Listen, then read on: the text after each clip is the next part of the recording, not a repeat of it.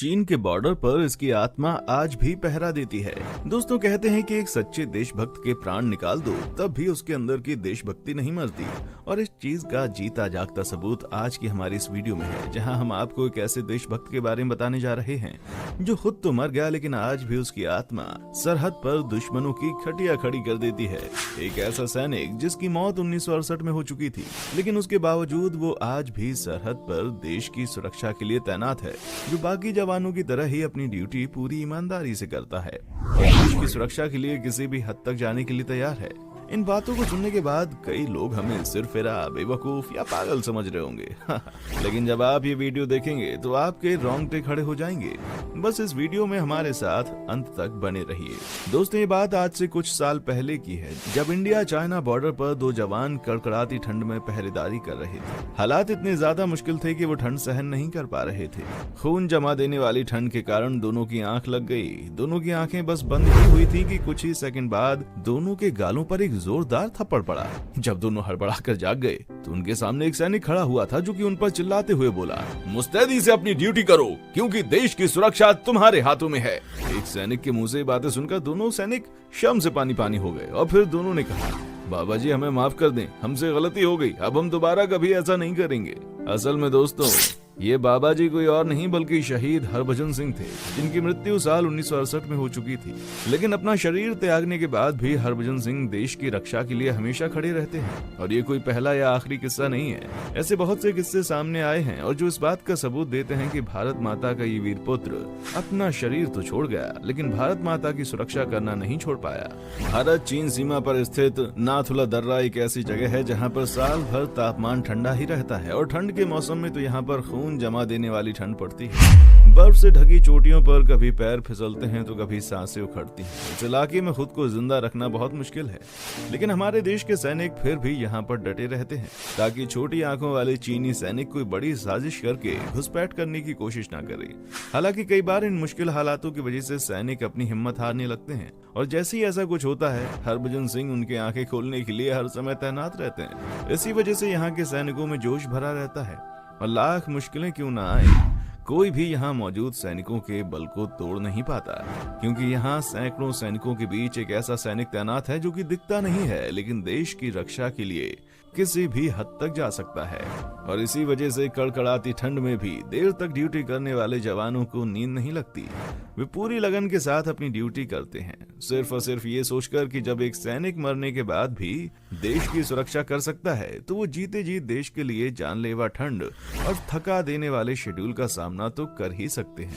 इतनी कोशिशों के बावजूद अगर गलती से किसी की आंख लग जाए तो बाबा का हाथ उनके गाल पर पड़ने के लिए हमेशा तैयार रहता है। सिर्फ इतना ही नहीं दोस्तों, अगर चाइना के जवान घुसपैठ करने की कोशिश करें तो बाबा हरभजन सिंह घोड़े पर सवार होकर उनका रास्ता रोक लेते हैं। दोस्तों, बाबा हरभजन सिंह एक भारत के आम सिपाही थे। साल 1967 में इनकी पोस्टिंग सिक्किम में भारत चाइना बॉर्डर पर हुई। वो अपनी ड्यूटी बड़ी लगन से कर रहे थे, परंतु साल 1968 में वो एक हादसे का शिकार हो गए, जिसकी वजह से उनकी जान चली गई। असल में एक नाले को पार करते वक्त हरभजन सिंह पानी के तेज बहाव में बह गए। पेट्रोलिंग करते वक्त वो एक घोड़े की पूंछ पकड़कर नाले को पार करने की कोशिश कर रहे थे, लेकिन अचानक से उनका हाथ पूंछ से फिसल गया और वो नाले के साथ बहते हुए चले गए। जैसे ही बाकी सैनिकों को इसके बारे में पता चला तो उन्होंने इनको ढूंढने की पूरी कोशिश की, लेकिन इनका कोई भी अता पता नहीं चला। काफी समय बीत जाने के बाद भी जब ये अपनी ड्यूटी पर नहीं पहुंचे तो सेना को ऐसा लगने लगा कि हरभजन सिंह अपनी ड्यूटी छोड़कर भाग चुके हैं। यहाँ तक कि भारतीय सेना ने इनको भगोड़ा घोषित कर दिया था। तभी एक रात हरभजन सिंह अपने एक साथी के सपने में आए, और तब जो हुआ उसकी किसी ने कल्पना भी नहीं की थी। सपने में हरभजन सिंह अपने साथी को बताते हैं कि मैं नाला पार करते वक्त गिर गया था और पानी के तेज बहाव के कारण मेरी मृत्यु हो गई। यहाँ तक कि हरभजन सिंह ने अपने साथी को सपने में ये भी बताया कि उनका शरीर और उनकी राइफल कहाँ है।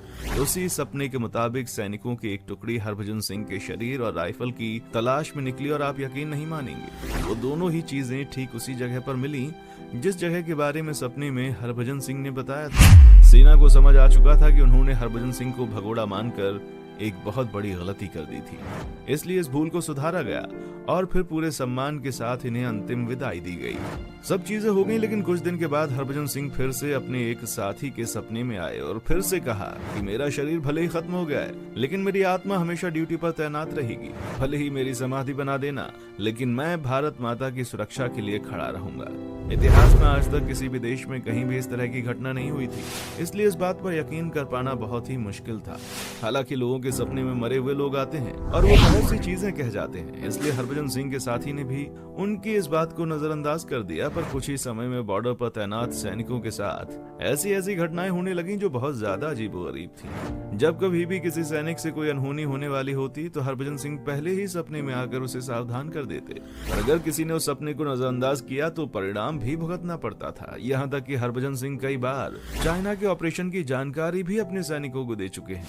लगातार जब ये सारी चीजें होने लगी तो सैनिकों को यह एहसास हो गया कि वाकई में हरभजन सिंह द्वारा कही बात सच थी और वो आज भी उनके साथ हैं। जब इस चीज की चर्चाएं और ज्यादा बढ़ने लगी तो धीरे धीरे ये बातें सीनियर अफसर तक भी पहुंची।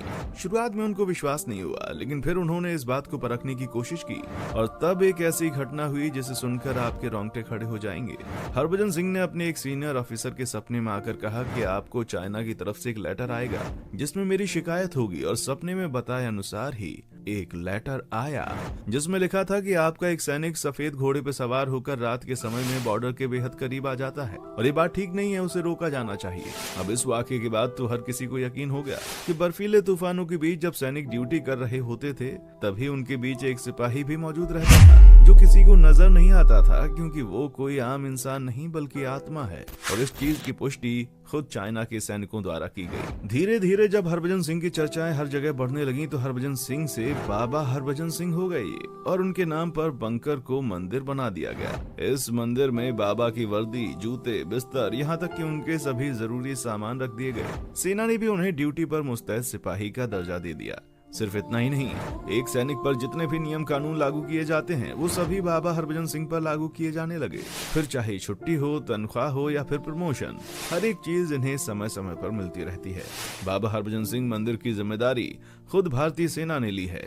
सुबह के नाश्ते से लेकर रात के खाने तक सब कुछ उन्हें दिया जाता है, लेकिन जैसे ही रात में अंधेरा छाने लगता है वैसे ही मंदिर के दरवाजे बंद हो जाते हैं, क्योंकि ये वो वक्त होता था जब बाबा हरभजन सिंह दुश्मन सेना के होश उड़ाने के लिए ड्यूटी पर निकलते थे।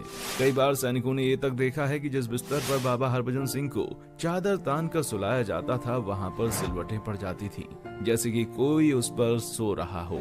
और जिन जूतों को साफ सुथरा करके उनके कमरे में रखा जाता था उसमें भी मिट्टी लग चुकी होती थी। अब चाहे जितना भी बर्फीला तूफान आए, कितनी भी मुश्किलें क्यों ना आए, सैनिकों को हमेशा विश्वास था कि उनके साथ बाबा हरभजन सिंह हमेशा तैनात हैं, जो न सिर्फ देश की रक्षा करते हैं बल्कि अपने साथियों को भी मुश्किल से बचाते हैं। धीरे धीरे बाबा के नाम की आस्था बढ़ती रही और फिर नाथुला में इनके नाम का एक बड़ा सा मंदिर बना दिया गया, जिसकी देखरेख की जिम्मेदारी सैनिकों की ही है। लेकिन बहुत बड़ी संख्या में आम लोग यहाँ इस धरती के वीर पुत्र के दर्शन करने के लिए पहुँचते थे। लोग यहाँ पानी की बोतलें भी चढ़ाते हैं, क्योंकि ऐसा माना जाता है कि अगर किसी शख्स को कोई परेशानी है तो वो यहाँ पर पानी की बोतल चढ़ा सकता है और 3 दिन के बाद अपनी वही पानी वाली बोतल वो ले जाए, जिसमें थोड़ा थोड़ा पानी वो 21 दिनों तक पीता रहे तो उसकी सभी दुख परेशानियां खत्म हो जाती हैं। अब भले ही आप इस देश के किसी भी कोने में बैठकर बाबा हरभजन सिंह की इस सच्ची कहानी को अंधविश्वास समझ रहे हों, लेकिन ये पूरी तरह से सच है जिसने कई लोगों को हैरान किया है। यहाँ तक कि बाबा हरभजन सिंह पर फिल्में भी बनाई